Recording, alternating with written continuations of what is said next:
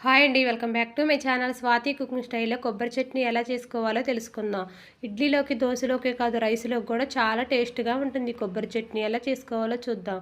Stove వెలిగించి కళాయి పెట్టి అర టేబుల్ స్పూన్ ఆయిల్ వేసుకొని కొన్ని పల్లీలు, అర టేబుల్ స్పూన్ పచ్చెనపప్పు, అర టేబుల్ స్పూన్ ధనియాలు, అర టేబుల్ స్పూన్ జీలకర్ర వేసుకొని కొంచెం ఫ్రై అయిపోయిన తర్వాత ఎండుమిర్చి వేసుకొని ఫ్రై చేసుకోవాలి. చట్నీకి ఎండుమిర్చి అనేది కొంచెం ఎక్కువగా వేసుకోవాలి.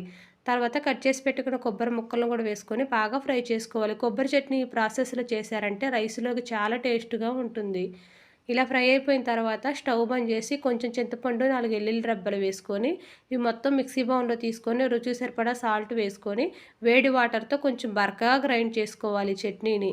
తర్వాత స్టవ్ వెలిగించి కళాయి పెట్టి అర టేబుల్ స్పూన్ ఆయిల్ వేసుకొని పోపు వేసుకొని ఫ్రై అయిపోయిన తర్వాత అర టేబుల్ స్పూన్ ఇంగు వేసుకొని ఈ పోపు మొత్తం ఈ చట్నీలో పోసేసి మిక్స్ చేసుకోవాలి. అంతేనండి, చాలా టేస్ట్‌గా ఈజీగా కొబ్బరి చట్నీ రెడీ అయిపోయింది. రైస్‌లోకి కూడా చాలా టేస్ట్‌గా ఉంటుంది. ఇలా ట్రై చేయండి. మీరు ట్రై చేసి మీకు ఎలా వచ్చిందో నాకు షేర్ చేయండి. ఈ వీడియో లైక్ చేయండి.